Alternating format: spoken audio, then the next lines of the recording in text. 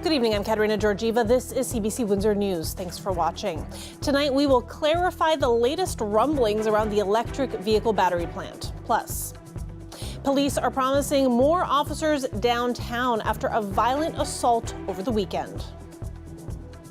Farmers in the county are thirsty for rain. This past month has been the driest on record in more than 150 years.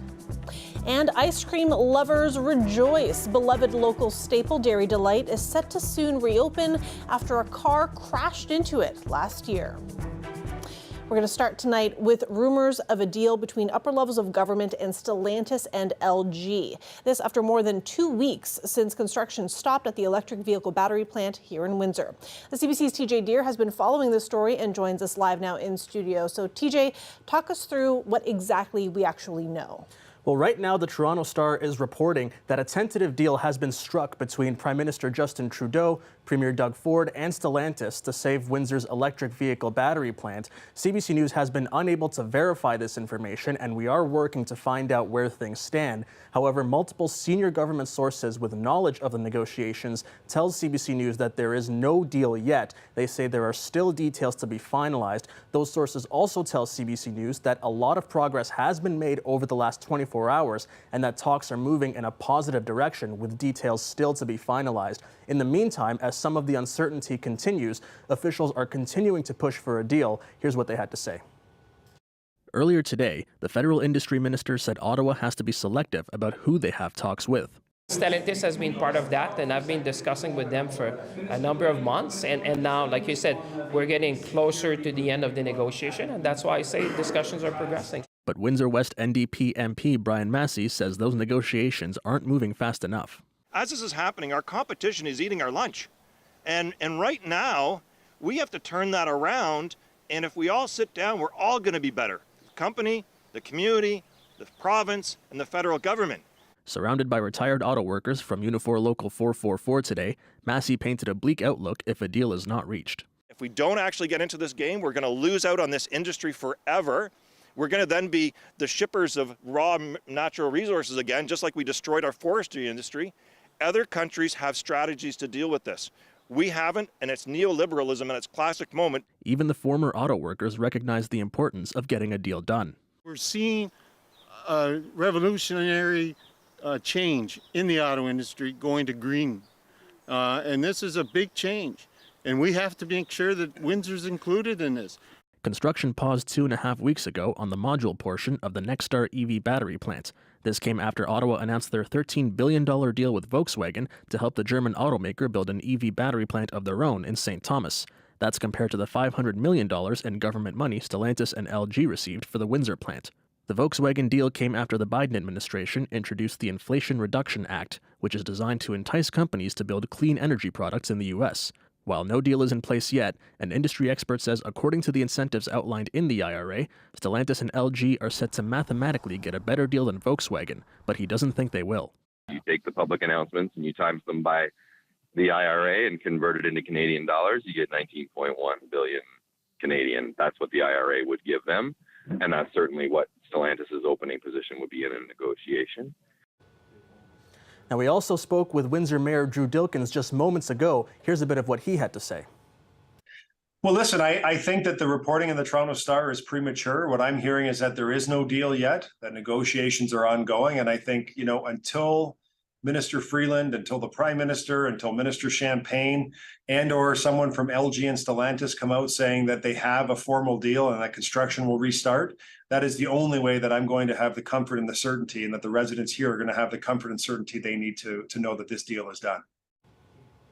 Now, even though Minister Champagne said earlier today that negotiations are nearing the end, in the last hour, his office says negotiations are still ongoing. And again, we have not received any confirmation from anyone that there is a deal in place. We'll be sure to bring you any developing news live in our newscast tonight and on our website at cbc.ca/Windsor. Thanks for this, TJ. Appreciate it. And we did also reach out to Stellantis for comment, but they are not commenting at this time. Now, you might see more police officers in the downtown core over the next 3 days. The service says the goal is to promote safety after a violent assault over the weekend. The Downtown Windsor Community Collaborative isn't sure more policing will help, aside from providing reassurance to the community. Here's more of how leaders at the organization are reacting to the incident where 5 people attacked a man who is now in critical condition. Tragically surprised, disappointed. How can you not be in that situation? It seemed intentional. And I think what's going to come out is a context for the story. It's not a random situation, and I don't want to minimize it. But as the police unveil more details, I think we'll get a better idea of why, which we all look for a reason why. In terms of safety in the core, has it gotten worse in the last year? I don't think so. Those incidences stand out. But if we look in a neighborhood, where that incident took place is not happening in our neighborhoods. There's change in the neighborhoods with folks' homeless situation, folks in our presence. But it's never been a dangerous situation, nothing that I worry about. If a young person finds themselves in a dangerous situation, what should they do? Yes. So a great thing about this community and being connected in the community is that the geographic region that we live and we work in, everybody knows where everybody lives. So we try to create safe environments and we try to identify safe people. So the first message would be to find a safe person, find some safe help, and typically that is what usually happens. The first things that when we come together in our meetings in the parks or in our office, we have kids that come to us and they tell us all of these things. And so we can actually correct or educate them in the sense that, hey, if this happened before, what would be a better way to do that next time? All the kids are connected. We're connected through social media. Kids have our direct cell phone numbers. They can call us. And so we can't fix everything for them, but we can supply them tools and the resources if they're willing to use it and they make the right decisions. What more needs to happen so that we can still address some of these assaults that are happening? I encourage everybody to move downtown, be part of the solution, get involved and be active, and just encourage all the residents of downtown to be more intentional of what's happening in their neighborhoods, understanding who looks unfamiliar and asking why, how we can help, and taking empowerment, being empowered in our response to what is happening. What about things like cameras in the core? Do you think that sort of thing helps these problems? Maybe, but also it can encourage a sense of fear and focus on that rather than saying, what are the positive things we can do? Get to know your neighbor. That's probably the most significant thing we found scientifically. Jane Jacobs, becoming a good neighbor, eyes in the neighbor, the most significant thing that we can do that's easy and attainable for all of us. Windsor Essex is experiencing its driest month of May on record in more than 150 years. And all of this heat and dry weather is having an impact on farmers. The CBC's Tyler Clapp brings us the story. It's a little daunting to start the season that way. Farmer Christina Malaby grows crops like tomatoes and raspberries at Hidden Haven Farms in Harrow. The warm weather is affecting her crops. As a new farmer, she says it has been a stressful time, with the biggest challenge coming from experiencing these temperatures. In response, farmers are needing to make hard choices in managing their fields. The current dry spell has forced some farmers to find new mitigation measures, such as this straw, which helps to cover the soil from being dehydrated by exposure to the sun. Other ways Malaby is managing the dryness includes keeping certain plants in their containers and storing crops in greenhouses. As a new grower, to come in and be trying to make all these adaptations when you didn't really know what you were just learning it in the first place. It's scary to be facing, already be thinking about things that might not survive, like crops that might fail already this season, and I haven't even really started. Environment Canada says it's the driest May since 1870. Just 23 millimeters have fallen this month. The heat poses other threats aside from interfering with crop growth. Natural Resources Canada says southwestern Ontario is at an extreme risk for high-intensity and fast-spreading fire. While some crops may continue to grow in this weather, some say the dryness doesn't provide any benefits. They will potentially still fruit and still produce a crop, but it won't be the best crop. It will be, less ripe, and it won't have the flavors you're looking for. It won't have the depth and concentration. Moving forward, the current weather forecast doesn't offer much relief to farmers. In Windsor, high temperatures are expected into next week, but there's a small chance for rain on Saturday. Tyler Clapp, CBC News, Windsor. The Ford government confirms it's changing course on a plan to allow more development on agricultural land. It follows complaints from farmers across the province about the move. Lorenda Redekop has the latest. This is unusual to see such a complete switch like this, but the government was hearing from both individual farmers and also large agricultural organizations. They argued that this would lead to the loss of prime agricultural land in the province. It would have meant that farms could be severed into up to 3 separate lots. Now the government says it is not going ahead with this, but it will move into consultations. Just to make sure there's adequate time for ideas that don't involve severances. And the Premier made that commitment at one of the meetings he had with farm organizations, and I stand with the Premier. I think that's a great idea. Farm organizations, more than a dozen of them, have come out with a joint statement.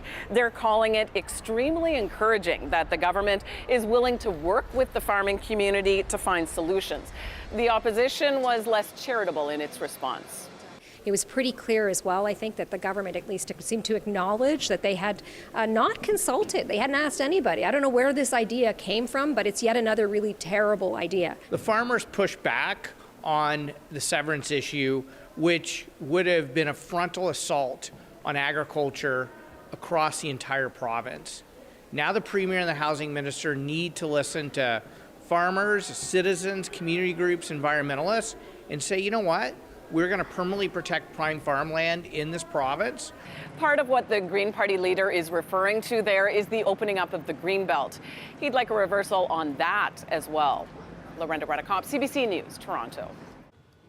Canada's economy performed better than expected in the first 3 months of this year. It grew 3.1% according to the latest data from Statistics Canada. Higher exports and household spending are being credited with fueling the growth.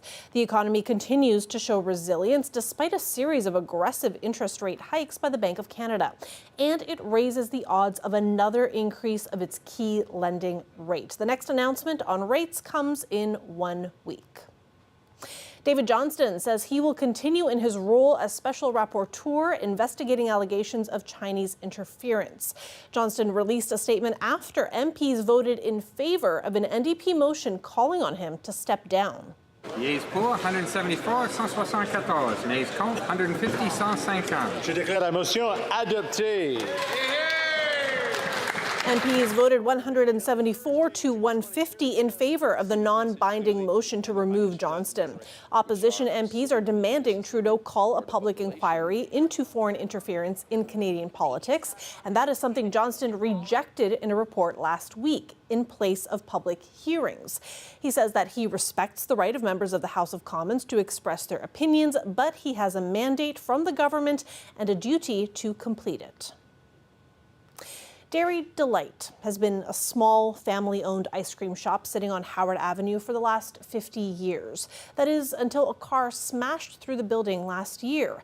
Now, most of that is fixed and they're getting ready to reopen just in time for all of this hot weather. The CBC's Dale Molnar brings us the story.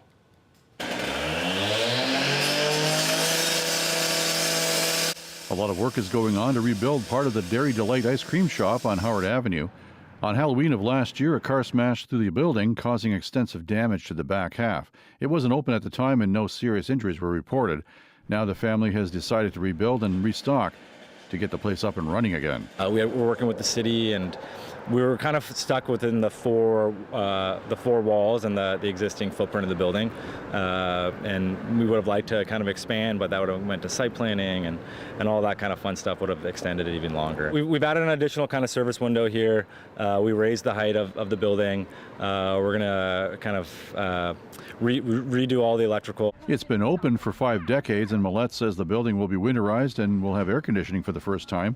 The ice cream stand celebrated its 50th anniversary in 2021. by handing out free ice cream. Customers are happy to see it return.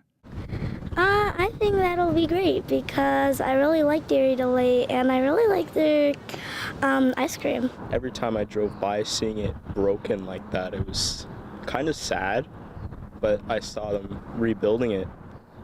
It was nice. I like it how it's coming back because last year or 2 years ago, they gave us free ice cream and it was pretty good. The front exterior will stay the same.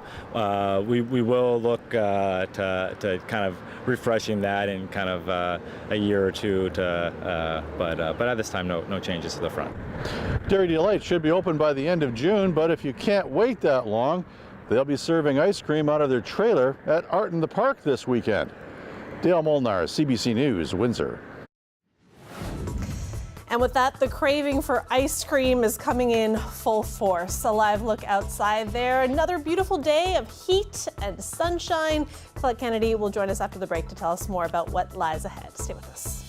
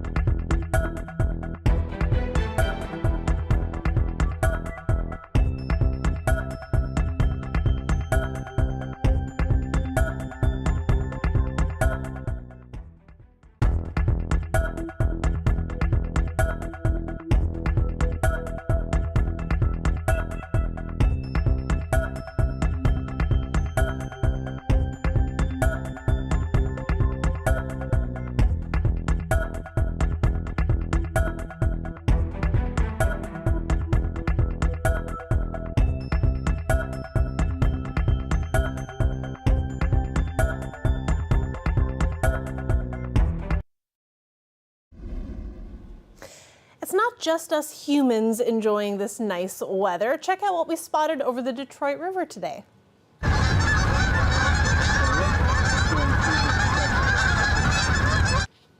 That's awesome. Our video producer, Mike Evans, captured that today. This huge flock of geese just squawking and cruising above the river on this gorgeous day.